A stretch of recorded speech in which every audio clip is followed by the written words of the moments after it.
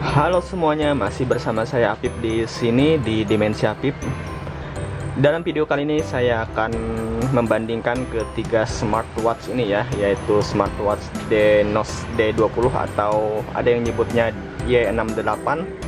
Terus ada F9 smartwatch dan juga F20 smartwatch ya. So, let's get started.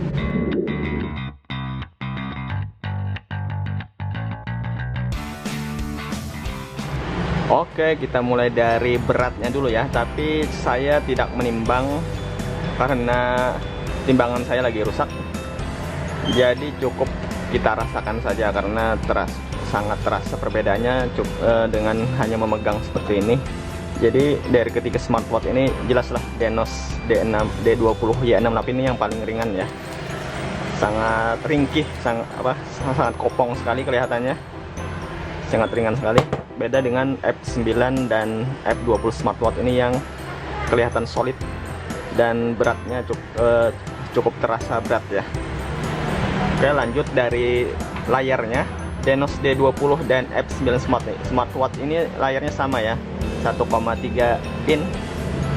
Sedangkan F20 smartwatch ini 1,57 in, kalau tidak salah sekitar 1,5 lah. Jadi lebih lebar F20 smartwatch ini dari segi bentangan layar. Selanjutnya untuk Denos D20 ini masih belum layar sentuh, pencet-pencet seperti ini saja.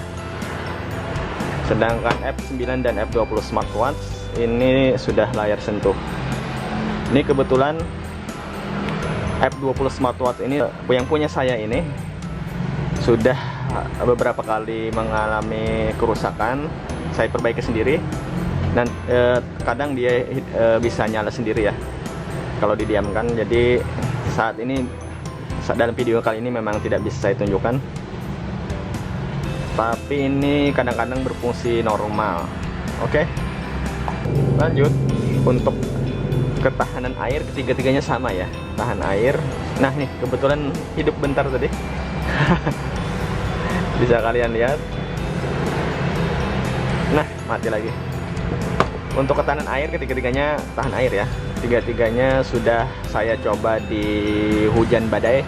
Apalagi yang ini ya, F9 smartwatch ini, karena dia tidak ada lubang sama sekali. Jadi kemungkinan dia kemasukan air itu yang paling kecil.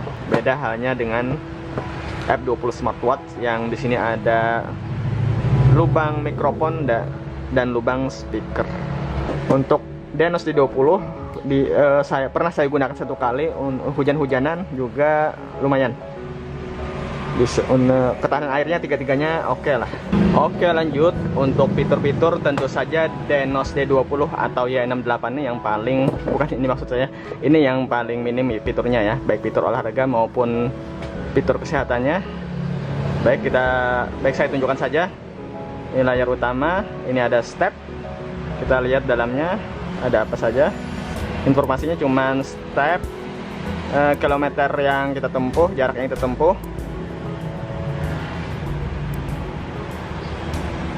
Sebentar, agak susah ya nih. Jarak yang kita tempuh, terus kalori yang kita dapatkan. Lanjut. Selanjutnya ada yang harus dipencet 2 detik lagi. Selanjutnya ada BPM. Kita lihat lagi dalamnya. Ada informasi BPM, ada SPO2, mmHg. Ini maksudnya apa? Saya kurang tahu juga ya. Yang jelas informasinya seperti ini. Kita tekan lagi beberapa detik. Ada informasi sport. Kita cek sport ini apa saja fiturnya. Ada run untuk lari, sit up, dan juga skipping ya. Dan terakhir ada pesan atau notifikasi. More. Ini isinya kamera, looking for, tema, dan reset, kemudian barcode shutdown. Oke, lanjut untuk F9 smartwatch ya. Fitur-fiturnya lebih banyak sedikit daripada Denos D20 tadi, baik fitur olahraga maupun fitur kesehatannya. Kita buka saja. Ini layar utamanya, ada 3 watch face. Untuk Denos D20 tadi belum saya informasikan ya, ini ada 2 watch face seperti ini. Nah ini ada dua. Kalau F9 smartwatch ini, kalau F9 smartwatch ini ada 3 watch face ya. Terus untuk menu-menunya ada heart rate, blood pressure, blood oxygen, outdoor running, outdoor cycling. Jadi ini bisa buat sepedaan ya kalian. Terus ada alpinism. Alpinism ini terus terang saya tidak tahu fungsinya untuk apa. Terus ada message atau pesan atau notifikasi, stopwatch, screen luminance atau kecerahan layar. Lanjut musik controller, find a phone, shutdown. Seperti itu. Untuk F20 smartwatch ini tidak bisa saya tunjukkan ya, seperti untuk F20 smartwatch ini tidak bisa saya tunjukkan ya fitur olahraga dan fitur kesehatannya, karena tadi sudah saya beritahukan bahwa ini kadang-kadang mengalami bermasalah karena sering kemasukan air. Jadi dia kadang-kadang bisa normal sendiri, oke? Dan layarnya juga sudah honeycomb, kalian bisa honeycomb menu, kalian bisa lihat di video saya sebelumnya ya untuk F20 smartwatch ini. Selanjutnya untuk daya tahan baterainya yang paling lama itu adalah F9 smartwatch ya. Dia karena dia punya kapasitas baterai 220 mAh. Terus untuk F20 smartwatch ini dia 200 mAh ya. Karena